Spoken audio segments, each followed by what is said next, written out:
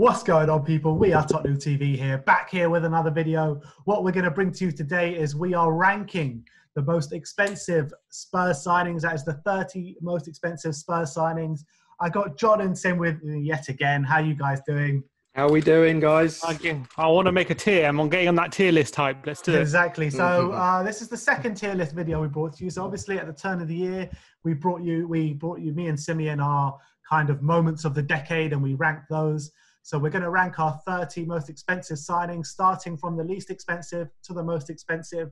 And the tiers that we've got are world-class being the best, obviously, then quality, and then mediocre, and then your flops right at the bottom. So let's get cracking. You ready, guys? Yep. Let's do it. Oh, yeah. So the first player we're going to rank coming in at number 30 is Clinton Njie.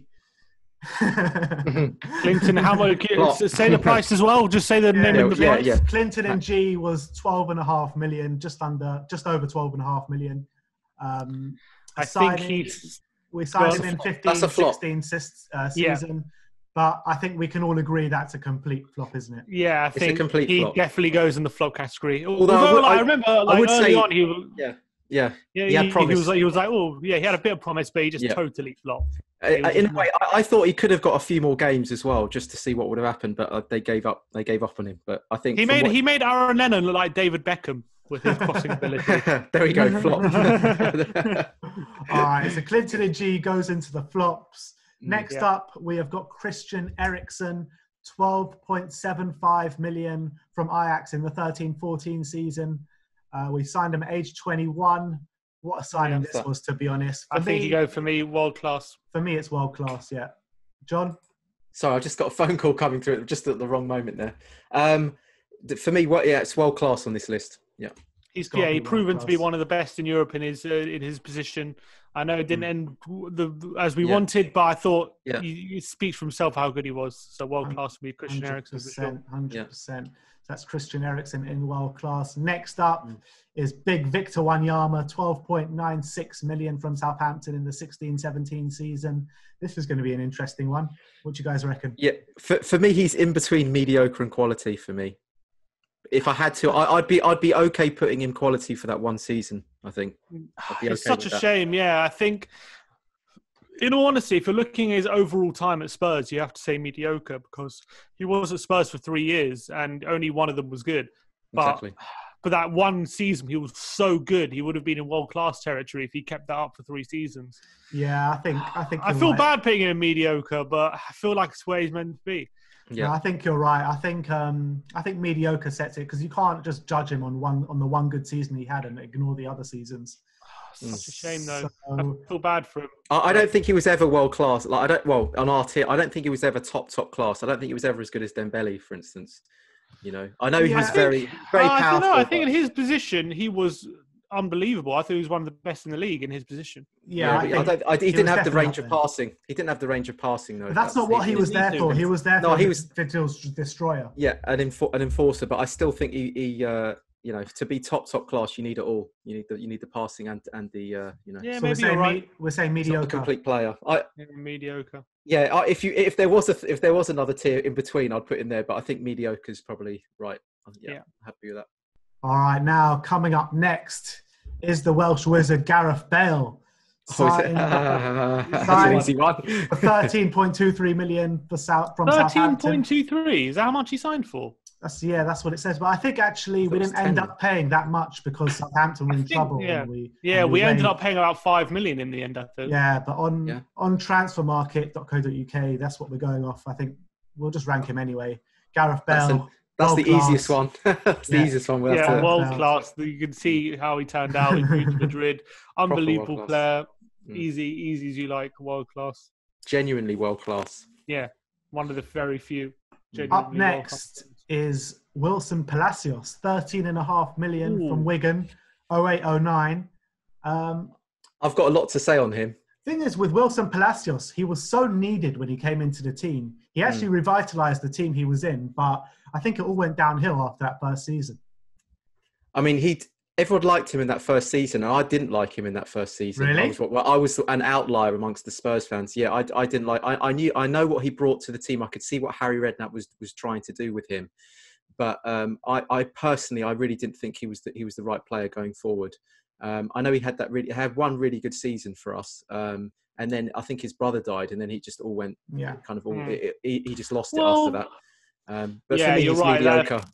Yeah, you're right. Once his brother died, his form was very bad. But you can't forget, like when we had the FA Cup semi-final against Portsmouth, he got a yellow card and he got suspended for 2 games. Everyone was going crazy, like thinking, how are we going to survive? I know we did, but it just goes to show how important he was that season. I think he was really important to our team.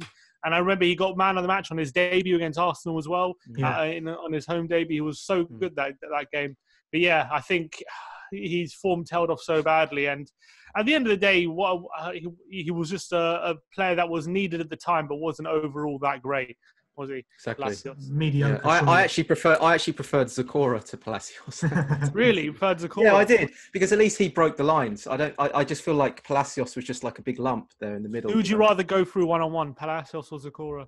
Yeah, well, neither. I don't think Palacios scored, did he? So, neither of them. But for me, mediocre. Yeah, mediocre for me as well. All right. So Wilson, Big Wills goes into mediocre. And next up, we have got Jermain Janis, 13.5 million from Newcastle in 2005, 2006. Now, this is going to be an interesting one. I swear he was 7 million. I thought we paid for him. Not what it says here. Well, pounds or dollars or euros? It says pounds.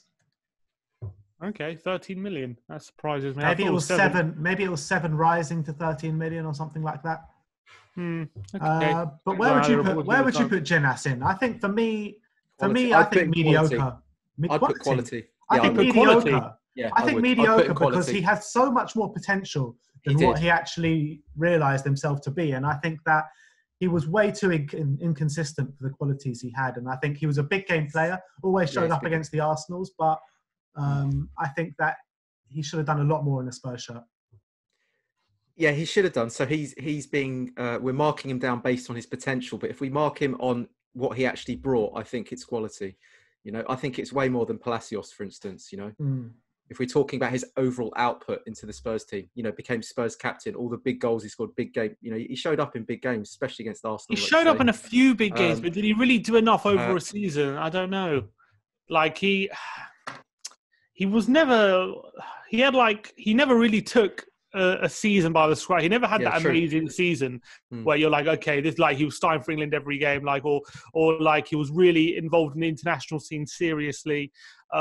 He always was on the periphery. Even the Spurs team, he was never like a nailed on starter every game in any season. Really, he was kind of. He was captain for. He was never a full out. No, captain. he was never captain. He was maybe for a captain game, maybe for like a game or two, he was captain. No, he had a long stretch of games where he was captain. No, he didn't. He did. I don't think. Jermain Janis? Yeah, he did. He had maybe a few games, like as a. He had a stretch of games captain. It was maybe when Ledley King was injured for a few games, but I don't know. I'd put him quality, because maybe there's another one where it's a tier between mediocre and quality, but I would still put him quality. I don't know. Maybe it's just because I like him as a character. I think he didn't do enough for me. He really didn't do enough. Yeah, I really think he's. I like him a lot because he stayed at Spurs a while, and he was a good player, but I don't think he did enough to be quality. He didn't live up to his potential. I do see that as well. I mean, he could have brought a lot more, but way too inconsistent. He had flashes of absolute brilliance. That free kick at Old Trafford, in Middlesbrough, all the goals against Arsenal, but just not consistent enough for me. He never did it over a whole season. He always just had it in a few games. Yeah, I'm going mediocre.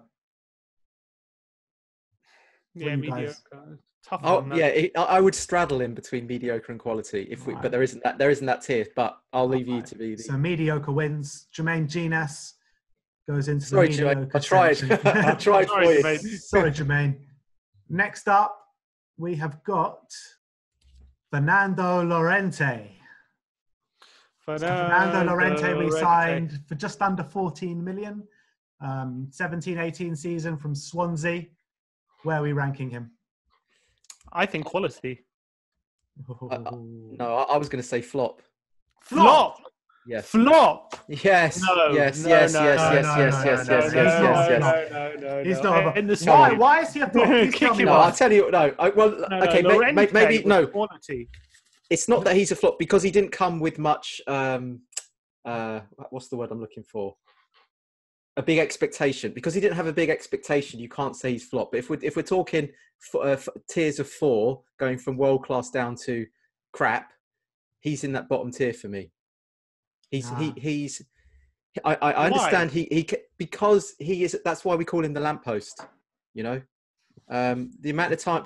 Why do you think he's called lamppost? That you know, it's not because he's big and strong that they call him the lamppost. Do you know what I mean? Mate, if it wasn't for Llorente, exactly that what his Champions job League was. run, He did what he was. happened. No, he did what he was bought for. I get that, but he's not a great player, Llorente. He's not a good player. I think he's a fine player, absolutely fine player. He was good. He had qualities. He was great at holding up the ball. He was great at winning headers. He was whenever he's brought on as a substitute, more often than not, he would change the game positive for us. When Kane and Son were both injured, he actually stepped up. And I remember against Watford, he scored the winner, and a few other games he stepped up pretty well. If it wasn't for him, we wouldn't have got to the Champions League final. And I thought he was a great substitute striker. And we made a big mistake letting him go, in my opinion. No, I don't. But I think he's a poor. I don't yet because of our list. We have flop. I wouldn't say he's a flop because he didn't come with expectation and he fulfilled his role that he was meant to do. But if we're talking in that terms means he of, was a good signing then if he fulfilled his role. well, yeah, in a way. But if we're talking about how good you are as an actual player compared to Bale, the Bales at world classes and your qualities and I think he's in the bottom tier for me. Yeah, but I think you got to rank them as how good of a signing they were for Spurs, not of how good of a player they were, kind of thing. You know, Vincent Janssen held the ball up well. You know, no, what I he mean? didn't. Well, he was big and strong. No, he didn't. But he was you know what I'm Llorente, saying? Please don't put Janssen and Llorente in the same breath. Mate, Llorente did so much for us over the last year. It was a disgrace how we treated him and let him go like that. Yeah, offered him a deal which was less. I love Llorente. I wish I'll put him. I'll be willing to put him mediocre. He gets quality just for that Champions League run. I think he's quality, honestly. But I can't. I think he's one in between quality. Come on, he's crap. He's crap. He's not crap. He's a crap He's not player. crap. Come on. He's not crap, and we could really do with him in the squad right now.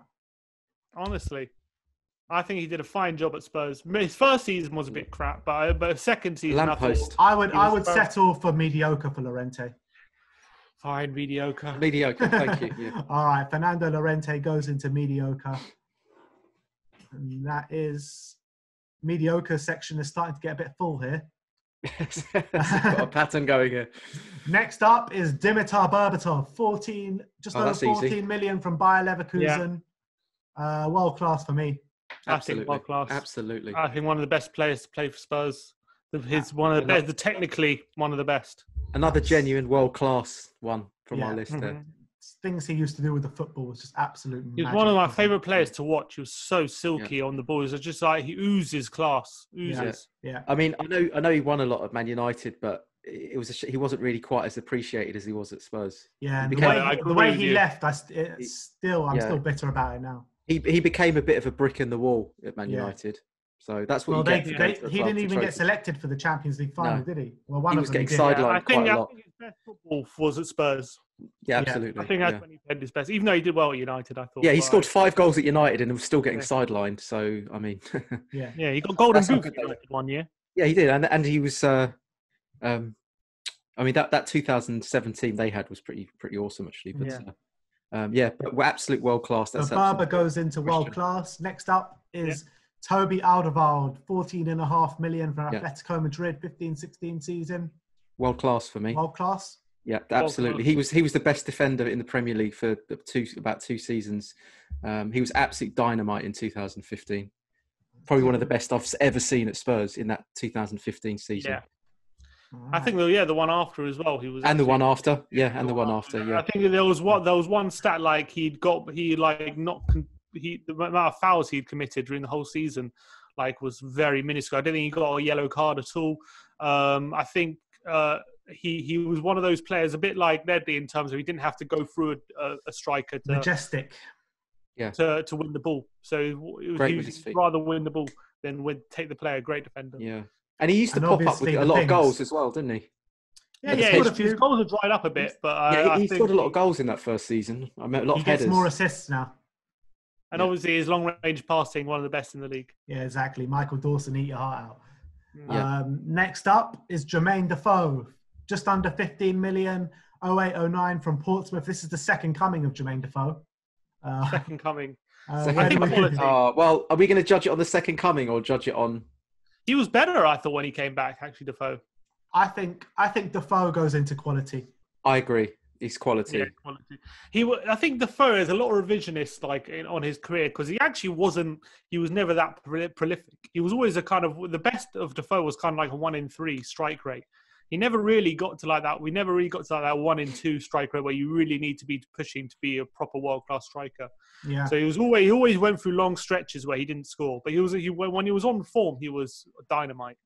He worked well with Lennon as well. There was a good partnership with Lennon that never quite got mentioned much with the pundits. Lennon always had this little thing, would get to the byline and then Defoe would sit back and he'd play like and he would pull it backwards.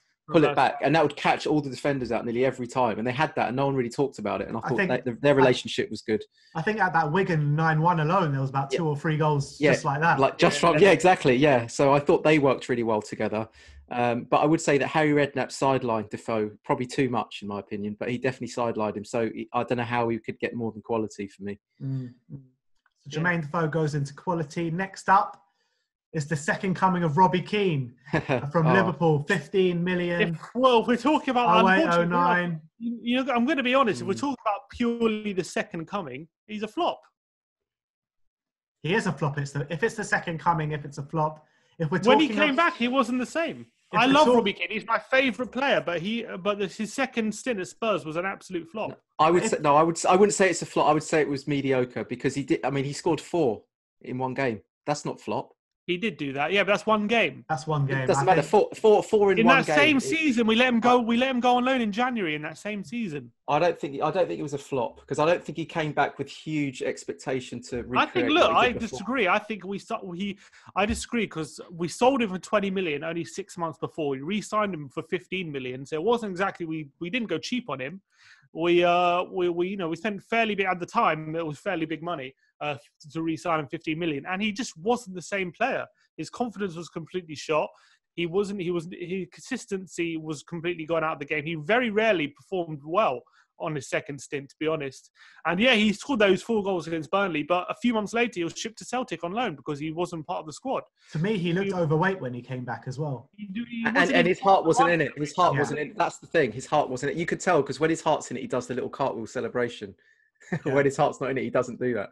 I say we rank him based on his whole Spurs career, and for me, that's quality. Well, if I rank him on his whole Spurs career, then quality. I can't bring myself to put Robbie Keane into the flop section. That's where if we're going on his second stint, that's where he is. I agree. I think we should do it on there. Yeah, I think let's put in quality because it'd be sacrilege to put him a flop. I can't put Robbie Keane as a flop though. All right, so he goes into quality. Robbie Keane. Next up is Roman Pavlichenko, 15.5 million from Spartak Moscow, 2008-2009. This is going to be an interesting one. What do you guys reckon? I think he's in between mediocre and quality for me. Agreed. Mediocre and quality. I think he's mediocre. I think he was very underrated at Spurs. I think there was that one period where he really saved us, where he literally scored every game for about 7 games or something. Under Harry Redknapp. Yeah, when we got Champions League, I remember that season he stepped up quite heavily because I remember our strikers were misfiring at the time. Yeah. And we did a save out of nowhere and he wasn't playing all season. He just came back in the squad and started banging them in. Yeah. But he never did it that consistently for me. He was never he was a striker who got a lot of chances, I thought, or he did miss a lot of sitters. And I felt like he never really grabbed his time at Spurs by the scruff of the neck ever really over a consistent period. He was never really a striker who'd get more than 10 goals in a season. I just thought he wasn't particularly great.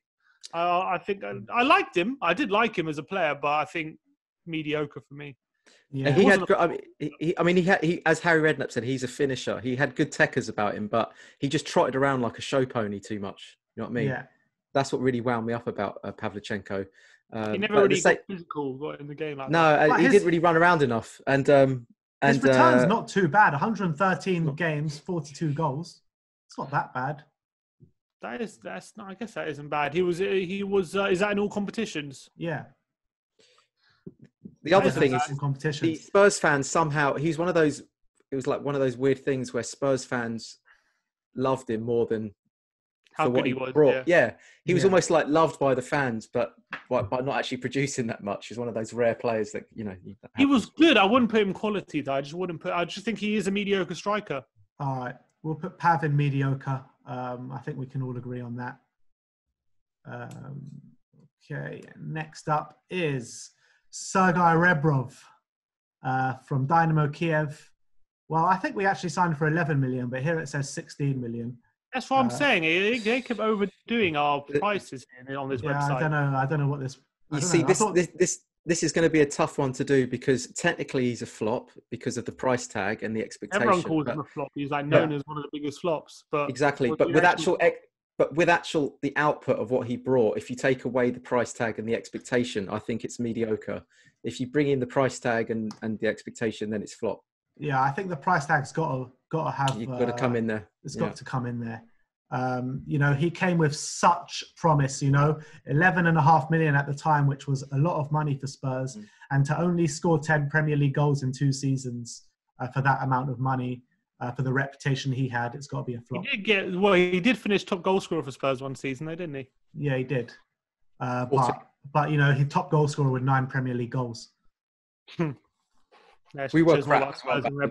Yeah, we were pretty crap back then. It was a bit before my time, Rebrov. I don't remember too much about him, but I just remember. I was so excited when we signed him. Yeah. I remember going to England, Ukraine at Wembley, and it was just when we signed him, and it said Sergei Rebrov and in brackets Tottenham Hotspur, and I was like, yes, and he was crap. Yeah. I remember that. Yeah, it was very exciting times. They were even doing us odds to win the title that year. What a joke that was. All right, so Sergei Rebrov, he goes straight into the flop section. And that is the second entry to the flop section after Clinton and Njie. Next up, Moussa Dembele, signed from Fulham. It says here 17 million. Where are we putting him? Quality for me. Yes, I agree. Quality. It's a shame because he had flashes of world class, but he could have been in that world class if he lived. He could have been. He could have been, but he wasn't. He wasn't the complete player for me. I think he what he did well. I mean, he did probably the best I've ever seen in terms of. I'm saying he was world class at what he was good at. He was world class at it. It's so frustrated me because he ghosted through a few players. And if he just continued, I reckon he could have scored loads of goals if he was more selfish. But he'd always just lay it off sideways once he broke past a few players. And I just think it's a shame, really, because I think he had a bit of he had a real wand of a left foot on him as well, and he never used that well enough. He never got his shot off enough. I think he should have been. He should have done a lot more for us than he did. Yes, exactly. Yeah. But it's a shame because I think he potentially could have been a real great. But he just there's a 20% that he didn't fulfil. I think. Did you see Danny Rose's Instagram live last night? No. What did he say? They were asking him about obviously the best players he played with and blah blah blah, and he said, hands down, Moussa Dembele. We can't even explain to you why. He is just the best. Full stop. They love playing. Maybe in training he was. But maybe in training he's a lot better than he is on the pitch. I think that. I just think the reason I would say he's world class is because what he was good at, he was world class at. His ability to shield the ball, move past players. But he didn't do it for long enough. I think he did it over a fairly decent period of time. He did it over.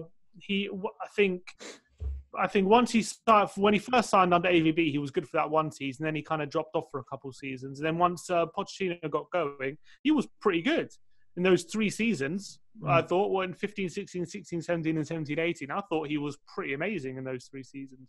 Yeah, he had flashes of world class, definitely. I think if you're judging his whole Spurs career, exactly, I don't think you can put that as world class. I just don't think you can. Yeah.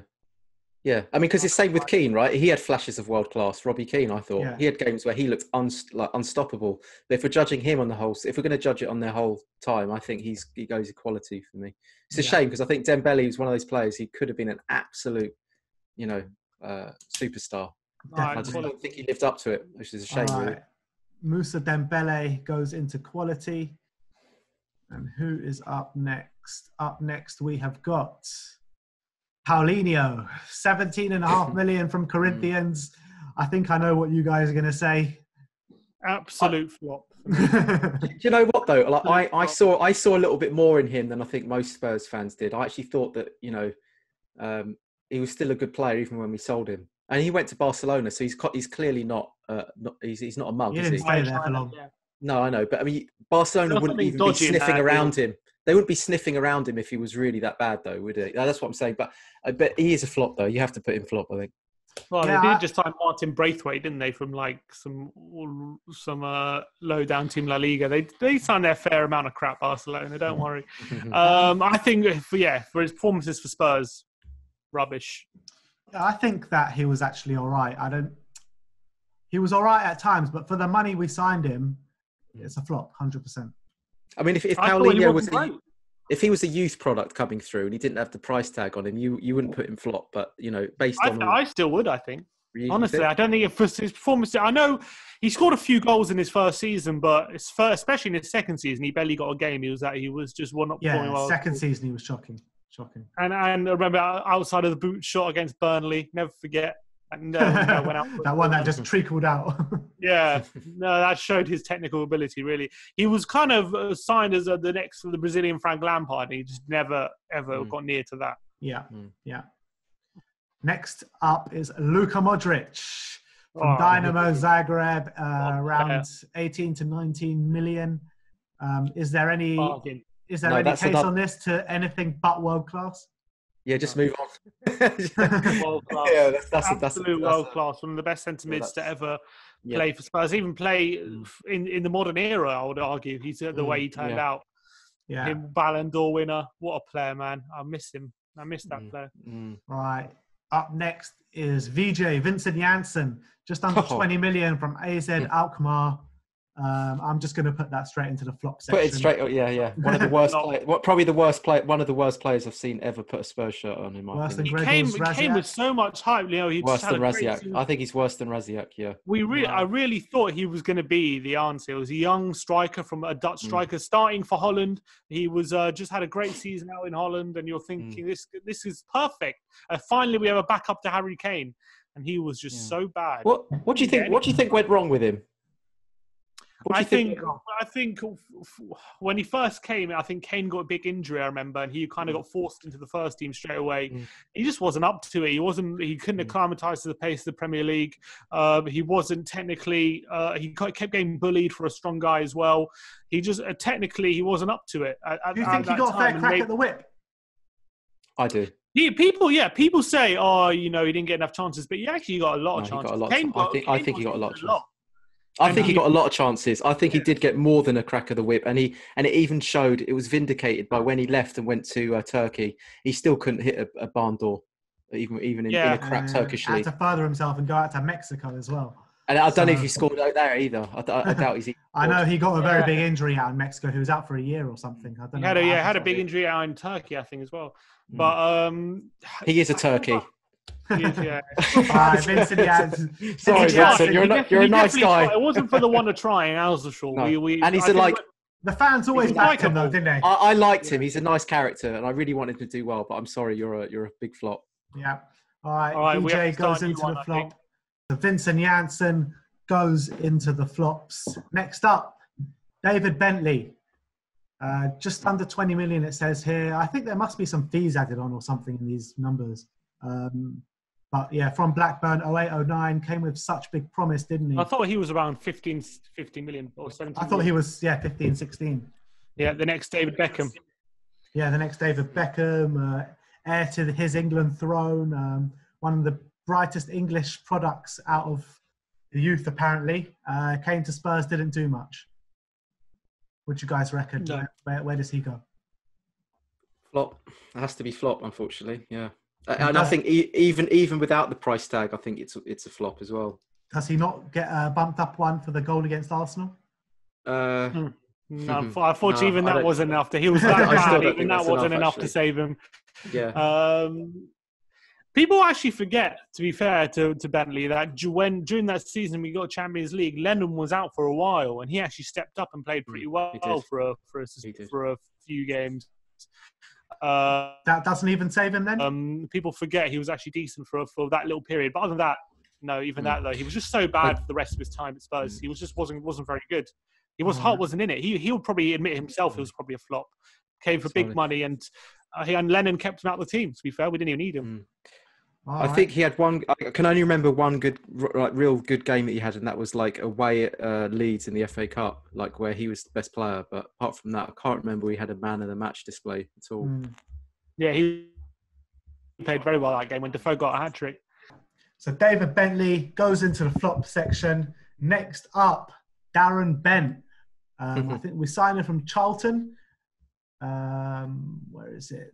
Just over 20 million, it says here. Where does he go? Because he scored 18 goals that season. Yeah. I don't know. I'd say mediocre because there was times where he was actually... I think when he joined for that first half of the season, he was our best player, actually. And he saved us when we were really looking like we could go down. So, personally, for me, mediocre. Was he 20 million? I thought it was about 16 million. Yeah, I thought it was 16 as well, 16 and a half. Yeah. But for me, it was mediocre. Not complete flop. I think. Mediocre. I think it's his second season he finished top goal scorer. The truth of the matter is, when we signed him at the time, we didn't need him. We had Defoe, we had Berbatov, and we had Keane. So I don't know why we signed a 16 million fourth choice striker. So where are we putting Darren Bent? I think mediocre. Yeah, mediocre for me. I agree, mediocre. All right, fine. So Darren Bent gets put into the mediocre section. And who is next? Next up, Serge Aurier. 22 million from PSG, 17-18 season. Where are we putting Serge? I think mediocre. Yeah. I think mediocre. Could be a very good flop, to be honest, but I think he's mediocre. I think mediocre. Yeah, I don't think you can put him in the flop section. So, yeah, mediocre for Serge. Next is Ryan Sessegnon. 23 million from Fulham. Well, go on. Yeah, you can't say flop because it's too early. But if we're talking about if it's poor, I would say it's poor so far. But it's difficult to say flop because he's so young. So on that basis, I would say mediocre just because of our tier system. Yeah, agreed. Sim? Yeah, I think we'll just give him mediocre. I think at the moment he has kind of been a flop as of yet, the way he's performed, but give him a bit more time. Yeah. Okay. We gave him the benefit of the doubt. Yeah, giving him the benefit of the doubt. He ain't going to be a flop. How nice we are. Okay, going into number 9, and that is Lucas Moura. 24 million from PSG. Yep. For me, he's got to go into quality just for that hat-trick in the Champions League semi-final. I think he is quality even without that hat-trick, to be honest. If you, I'd still put him in quality. I think he lacks a bit of quality, to be honest. Yeah. I'd still put him in the quality tier. I think for effort and desire is 100%, but I think he lacks a bit of quality at the end. No, I think it's not quality he lacks, it's just consistency, in my opinion. I think he has got quality, especially his dribbling. Especially, I think he's got a lot of good technical ability. He's just he lacks that consistency in his game. I put him in quality though. Yeah, quality for me. Yeah, but I think the role he played last. What I was trying to say, he lacks consistent end product. That's what I was trying to say. Yeah, he definitely does. He definitely, that's true. But he, I think as a squad player, last season he banged out 15 goals. Yeah. That's pretty good as a squad player, so you can't complain about that. Lucas Moura goes into the quality section. Now we're really getting into the nitty-gritty now. The last 7 or the last 8. And next up is HeungMin Son, our military wizard. 27 million from Bayer Leverkusen. Just completed his national service in the Marine Corps. Where's he going? World class. That's world class for me. That's world class. Yeah. I don't think he's quite there in the world class bracket as the Modric's and the who else did we have? Bales. But I think he's still in our tier system that he is well in the world class. Yeah. Seb? Yeah, I agree with that. I think he's been a fantastic signing for Spurs, consistently getting goals and assists. I think him and Kane something stupid like 60% of our goals and assists since Son joined. So I think ever since that first season, he's been top quality for Tottenham, and a bargain deal for 22 million. I think we couldn't have wished for anything better really with Sonny. All right, number 7, Eric Lamela from Roma. 27 million, it says here. Okay, I'm going to be controversial. I'm going to put him in flop. Yeah. You think it's a flop? For the money, yeah. For the money. If we're going to include the price tag and the expectation, like we have done with the Llorentes, then he was being touted as, the next sensation from Argentina. We're talking like Messi level kind of expectations. And apart from the Rabona, what has he actually done? He has not improved since the first game that he played for Spurs. He called Jack Wilshere a pussy. I like that a lot. World class. World class. Good player, but let's be honest, he never took off at Spurs, which is a real shame. For me, it's the Bentley scenario with Lamela. Had some good games, quality goals, but for me, he's still flopped. Even though he's good, he's a flop. I would say he's a flop in terms of what his reputation was before he came to Spurs, but I don't think he's a flop of a player. Yeah. I don't think that he's in the right company when you're talking about the other flops that we've put in there, and Bentley, Janssen, Paulinho, Rebrov, and Njie. I don't think Lamela should be amongst those kind of players. I really don't. I don't feel comfortable with him being amongst those side players. I think I do, but his injuries have been held him back so much. He's had so many injury problems. It's been obviously a running joke with Lamela how many injury problems he's had, and that unfortunately has to be taken into account, I guess, when you are trying to rate his time at Spurs. I do think this guy is second to none with desire, with passion. I think he does have a bit of quality about him as well, but has he done it enough? He's been at Spurs now. He's been at Spurs now 7 years. 7 years, a long time. That's unbelievable amount of time when you think about it. It's one of those where he's a good player, even sometimes a very good player. But it's almost like he's a good player, but also a flop for me, if you know what I mean. For me, he's much better coming off the bench than he is starting. Sorry? Yeah. He's much better coming off the bench than when he starts. But for me, you got to put him in mediocre. You have to. I think if you take that into account, he's like a good player, but also because of the price tag, a flop. Mediocre would be sort of where I'd put him. Which is a shame because he has moments where he is. Sometimes he even has world-class moments, Well, that which Rabona was more than world-class. Rabona, yeah, and he's had some other world-class moments as well. Yeah. But I'd say if you're going to put it all together, I don't know. You're going to have to put I would put him mediocre. It's hard. It is hard to argue against him being a flop, to be honest, because because of his injuries, and then he sometimes lacked consistency and the money we bought him for. I think if he was a player of another team, we would definitely say he's a flop. But because we like him so much and we know he's a good player, it's hard to That's put the thing. him there. It's a hard one. I mean, let's be honest. When we signed him, did you think he was going to end up like he is now? Or did you think he's going to be a lot better? With 16 Premier League goals or something over 7 years, I think we expected a bit more than that. Yeah, I mean, his YouTube his show reel from YouTube when he was at Roma was unreal. I was like, I can't believe we've got this guy. This is like the next Messi. Yeah, I actually thought he was the next Messi. We know he's better than those players who are flops, but we know he's better than them. But has he actually been a player who's not been a flop? It's a hard one. Yeah, it's a hard one to argue against. I'm going for mediocre. What are you guys going for? I think I'd be okay if you stuck him in mediocre, just because. All right, mediocre then. Mediocre it is. All right, Lamela goes into mediocre. Now, next up, we have got Roberto Soldado, 27 million from Valencia. We had a lot of conversations before this signing happened, or when this signing happened, and I just didn't want him from the get-go. I know he had a great record in Spain, but for me, he goes into flop. I think the fans literally backed him till the last minute, singing his name till the last second. But the guy, I always thought he looked like a good player on the pitch, linking up play and that sort of stuff. He just couldn't finish the ball.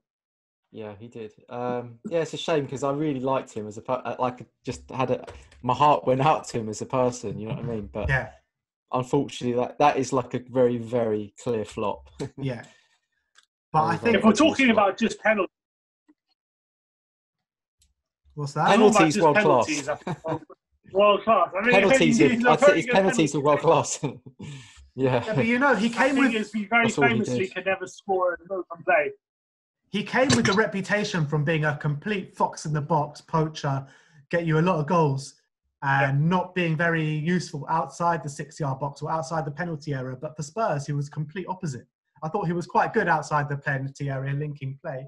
And then when he got into the penalty area, he was completely hopeless. But a player with that record, he scored 25 goals in 3 consecutive seasons in Spain. You're thinking, all right, someone with that record surely can't be a flop. Surely this is going to be the striker we're waiting for. And in actual fact, it's quite funny. If he didn't flop, then we might not have had Harry Kane right now. So it's a weird one. But yeah, he was absolute pants, in all honesty. Yeah. I love Soldado. I thought he tried so hard, but he just didn't suit the Premier League whatsoever. Complete mismatch. I think the ATB tactics didn't help him at all. And he just wasn't good at all. He was rubbish. He could be scored like 2 goals from open play or something stupid, or 3 goals. He just couldn't do it. All right.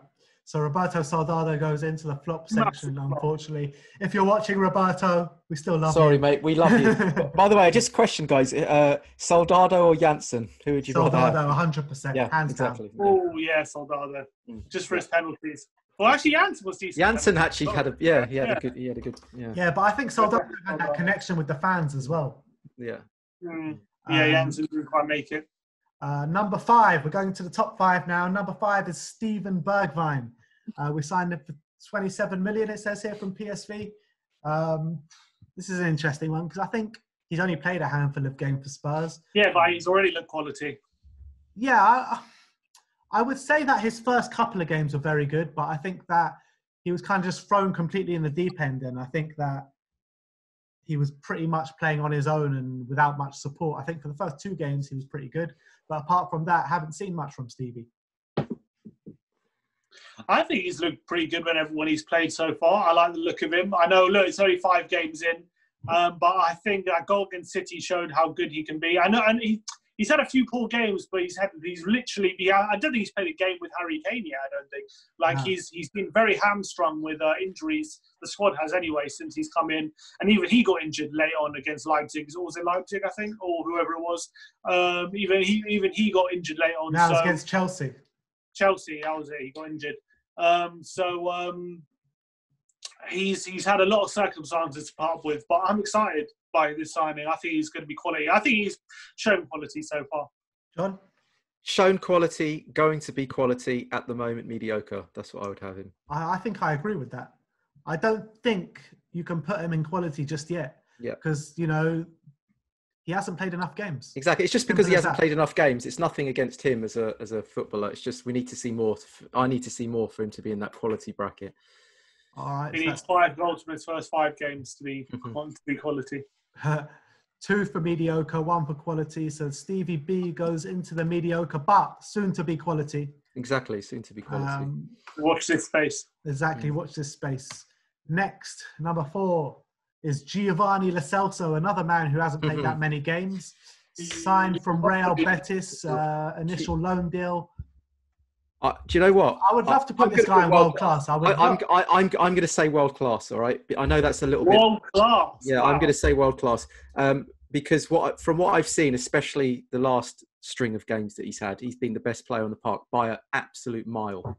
And we haven't had much. It took him a while to sort of get in the team and get going. But from what I've seen, if we're just going on this season, he is absolutely exploded as a player, and I just think he could be up there with the Modric's if he continues the way he's going. Personally, I think similar to Bergwijn, we haven't seen him enough on a consistent basis. But the back end of the season, he was our best player, hands down by a mile, like you say. I think if he carries on that trajectory, playing like that on a regular basis, he will be world class. But at the moment, I can't put him above quality. Okay. Yeah, I think I agree with Ben. I think just quality at the moment. But I agree that his last 5, 6, 7 games, he has been world class. He really has been that good in his central midfield role. I think he's really found a home there in that kind of Kevin De Bruyne role. But I think at the moment we can't put him a world class just yet. He needs to do it on a whole season. But we're judging it on those last games. That I'm judging it on those last games. That's how I'm doing it. No, it's on this. Yeah, season, but he had a right? career. He existed before those last games. So I don't know. I mean, I would personally, I would. I mean, yeah, I can see the argument for just keeping in quality, just because of he needs to prove himself. But just from what I've seen, I don't think you can judge someone as world class after like 5 good games, even if they are world class games. Not world class in terms generally, but world class on our tier system. I would put him in the top bracket of our tier system. That's what I'm, but yeah, I see what you mean. In our tier system, he's the top bracket, but he's I not think if he keeps going, yet. I think at the moment he's just below that. But I think if we look back at this in a year's time, maybe he'll be top. All right, look, let's so that's 2 for quality and 1 for world class. So okay. I tried, Gio. He goes into the quality. Now, top 3, number 3, Moussa Sissoko, 30 million from Newcastle, 16-17 season. Where does he go? This is kind of another Lamella style one. Yeah, 2 years in his career, he will be the flop. And then in the following 2 years, he's quality, so probably mediocre. Yeah, I think that's actually how I would sum it up. Do you know what? That's a very good way of summing it up. That's a great way. So it's funny because last season there was a string of games. We had about 4 or 5 games. It's like, I can't believe how good this player is. Like, he was unstoppable, and I was even starting to think he's the GOAT. Just in those games. Honestly, I was thinking he is the GOAT. He is the GOAT. I don't think I've seen a better performance from a midfielder for a long time. But obviously, if we take into account, the start of his career and all the duff games he's had, yeah, you'd probably bring it down to sort of.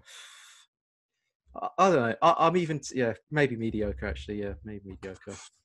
I mean, I want to say quality. I want to say quality, but maybe. I love Sissoko, but is he? We signed him for big money at the time, and I know he's had a great turnaround. But would he? I don't know. Would he get into like other people's teams? How good is he actually? Like, he's good. I like him a lot. I do think he's a good player. But is he like top tier player? I think he was last year when we went on that Champions League run. I think he was carrying the team. To be honest with you, Simi's gone. Oh, I think Sissoko was carrying the team for a lot of games last season, and I think he was absolutely brilliant. But taking it into account his whole career, then. Yeah, it's a shame, isn't it? It's in between quality, probably. But the last 2 seasons is quality, no doubt about it. But you you can't get away from the 2 seasons before that. Yeah. Okay. Yeah, I would love to put him in quality, but I just can't see it, to be honest. I think just about mediocre. Yeah, I think it's a time one. So Sissoko goes into mediocre. Next up is Davinson Sanchez, Big Dave, number 2, 36 million from Ajax. 21 years old when we signed him in the 17-18 season. Where does he go? Another tough one to. Unfortunately, I think mediocre right now. A lot of money, and he hasn't really. Look, he's had some good games, no doubt about it. I think since Mourinho's come in, he's improved a lot. But I need to see that consistency in his game and in his concentration and his on the composure on the ball to really put him in that quality bracket at the moment. I think at the moment he has shown he's a mediocre form at the moment since he's joined Spurs. He's nowhere near. He hasn't been the standard of Toby or Jan in most games. Exactly. A lot of the time he loses concentration, lets players past him. He's a very good defender physically, like he doesn't let many people past him. But I think mentally is where he's got to shape up a bit and keep his concentration for 90 minutes, and also his composure on the ball is lacking big time. How many times has he used possession needlessly? He's got the ball, no pressure around him. He just passes it to the opposition or out of play. He needs to improve that. And I know he's young, he's got time, and he's got one of the best defensive coaches to learn from. But at the moment, he's mediocre. Yeah. For me, like you said, not way too inconsistent. I feel that he actually puts in big performances in big games, but I think that against the lesser teams and the smaller games, I think he loses concentration a bit.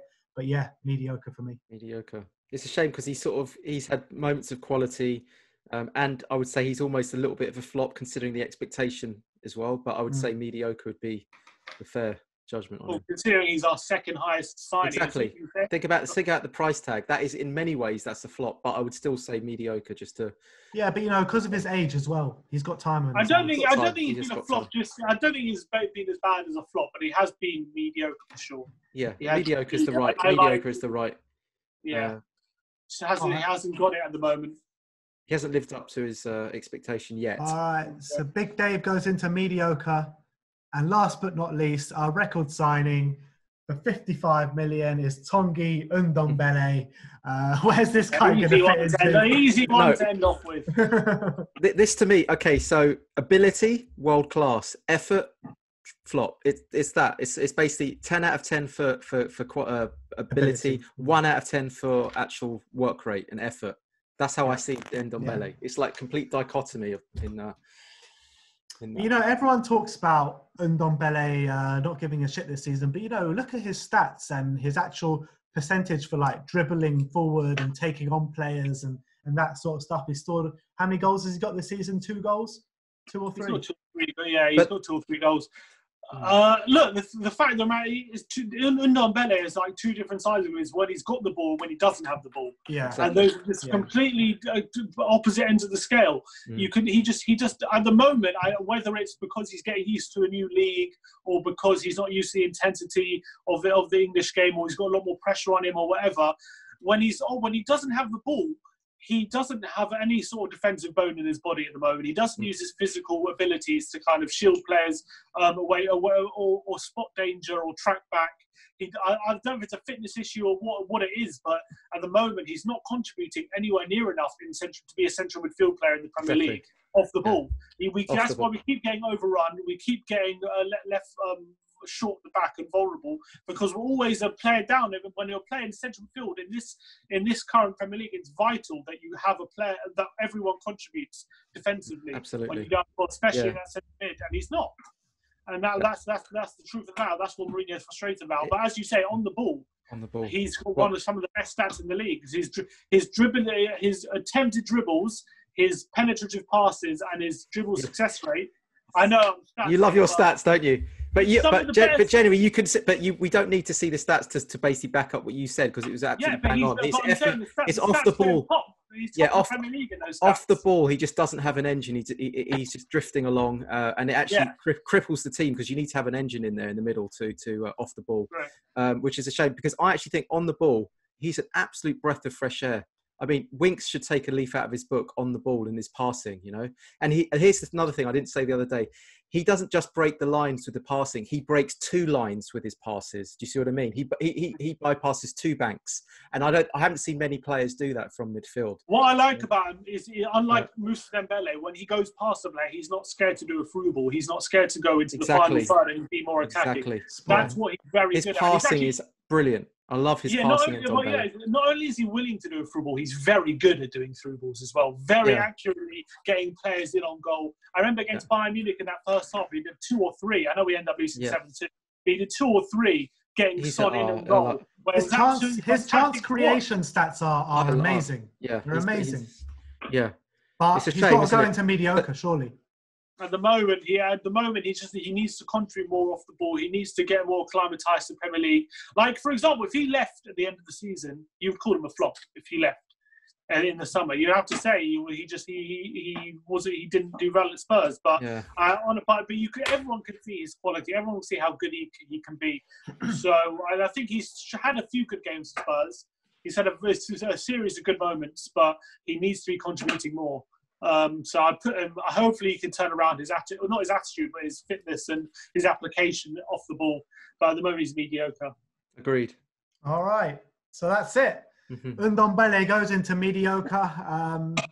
So out of our top 30 signings, how many are in each category? Yeah. So in the flops, there are 6 flops.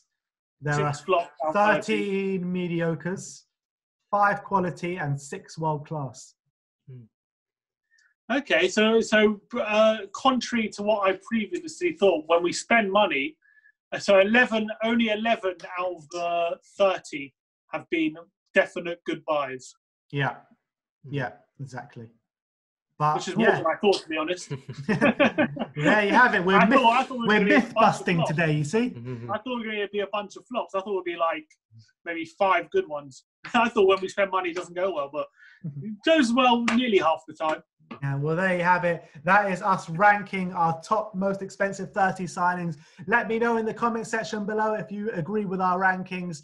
Thank you very much to Sim and John for joining me yet again. Like, subscribe, and comment below. And as always, come on, you Spurs.